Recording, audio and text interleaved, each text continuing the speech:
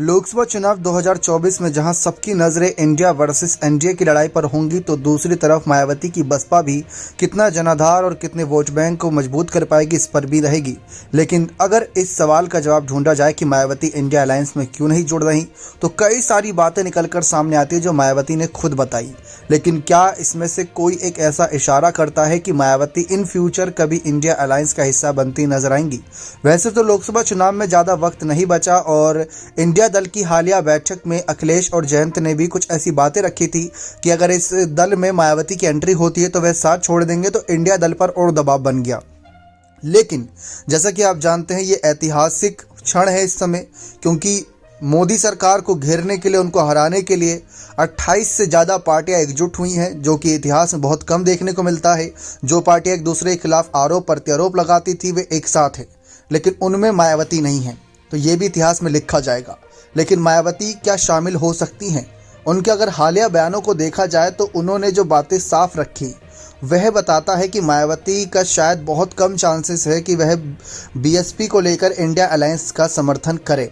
जी हाँ, सबसे पहली वजह तो उन्होंने बता दी थी कि पिछले जब भी उन्होंने गठबंधन किया है तो वोट ट्रांसफ़र नहीं हुआ था, जिसकी वजह से वे इस बार गठबंधन नहीं करेंगी।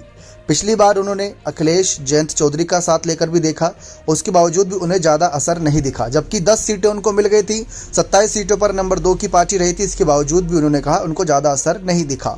दूसरी वजह ये बताई जा रही है अंदरूनी सूत्रों के द्वारा कि कहीं ना कहीं इंडिया दल के पीएम फेस को लेकर जो असमंजस की स्थिति है उससे बसपा बचना चाहती है, क्योंकि अभी तक किसी के सामने वह तस्वीर साफ नहीं हुई कि इंडिया दल की अगुवाई कौन सा एक नेता करेगा जो पीएम मोदी के विपक्ष खड़ा नजर आएगा। और तीसरी वजह बताई जा रही है सीट शेयरिंग की।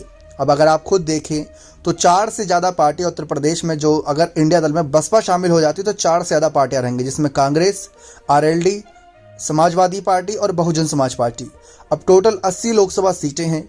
अगर मान लेते हैं कि समाजवादी पार्टी 30-35 सीटों पर भी मान जाती, जो कि पिछली बार 37 सीटों पर मान गई थी बसपा के साथ, फिर बसपा को कितनी मिलेगी? और ऐसे में बसपा नहीं चाहती कि वह कांग्रेस और आरएलडी जैसे दलों को फिर से मौका दे उनको पैरों पर खड़े होने का, क्योंकि कांग्रेस का जो वोट बैंक है वही बसपा का भी वोट बैंक माना जाता है।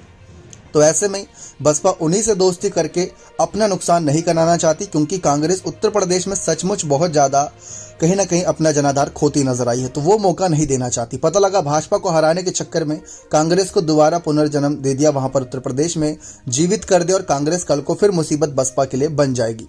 तो मायावती की ये कारण साफ नजर आ रहे हैं, लेकिन अब कुछ शर्तें ऐसे नजर नहीं आ रही कि जिनके आधार पर मायावती इंडिया दल का हिस्सा बनती नजर आए।